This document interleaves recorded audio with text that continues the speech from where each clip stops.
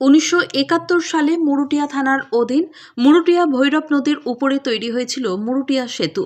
3 বছর আগে সেতু ভেঙে ফেলার সুপারিশ করেছিল কেন্দ্রীয় সংস্থা রাইস, কিন্তু সেই সুপারিশ কার্যকরী না করে সেই সেতুর উপর ভারী যান চলাচল বন্ধ করার জন্য হাইট বার লাগিয়ে দেওয়া হয় প্রশাসনের তরফ থেকে। এই হাইট বার লাগানোর ফলে ভারী যান চলাচল একেবারেই বন্ধ হয়ে গেছে প্রায় কয়েক বছর ধরে। এলাকা প্রায় কৃষি প্রধান এলাকা, তাই এই এলাকায় কৃষিজাত ফসল বাজারমুখী করার জন্য এই সেতুই ছিল একমাত্র ভরসা। কিন্তু এই সেতুতে নাইট বার লাগানোর ফলে অনেক সমস্যায় ভুগছেন। ঘুরপথে নিয়ে যেতে হচ্ছে কৃষিজাত ফসল বিক্রি করার জন্য।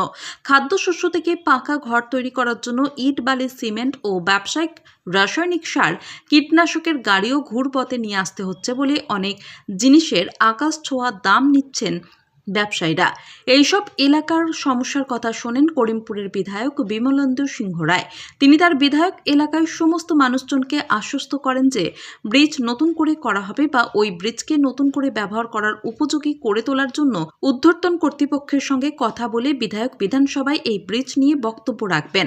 আজ পরিদর্শন করতে আসেন PWD secretary Antara Acharya, IAS chief engineer, superintendent engineer, executive engineer. সঙ্গে ছিলেন করিমপুর বিধানসভার বিধায়ক Bimalendu Singha Roy. Bureau report, crime press, Bengal news.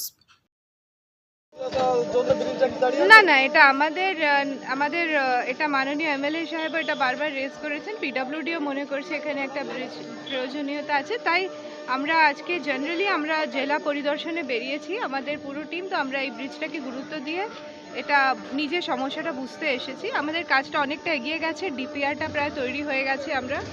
এবার আমরা বিষয়টা আমরা ফাইন্যান্সিয়াল অ্যাপ্রুভালের জন্য প্লেস করার জন্য প্রস্তুত হচ্ছি।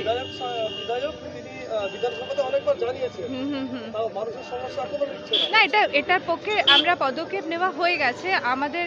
অ্যাজ আই সেড, আমাদের এটা নিয়ে যে প্রস্তাবনা বা ডিপিআর সেটা কমপ্লিট হয়ে গেছে, তৈরি হয়ে গেছে। জমি সংক্রান্ত ডিটেলস নেওয়া হয়েছে। ইনফ্যাক্ট এখানকার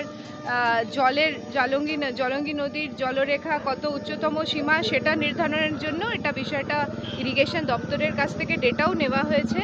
আমরা যে কাজটাই করব এইভাবেই বানাবো যাতে এটা টেকসই ব্রিজ আগামী 50 বছর অ্যাটলিস্ট যার লাইফ থাকে, ব্রিজ লাইফ, সেইভাবে ডিজাইন করে পিডব্লিউডি এই কাজটা করবে।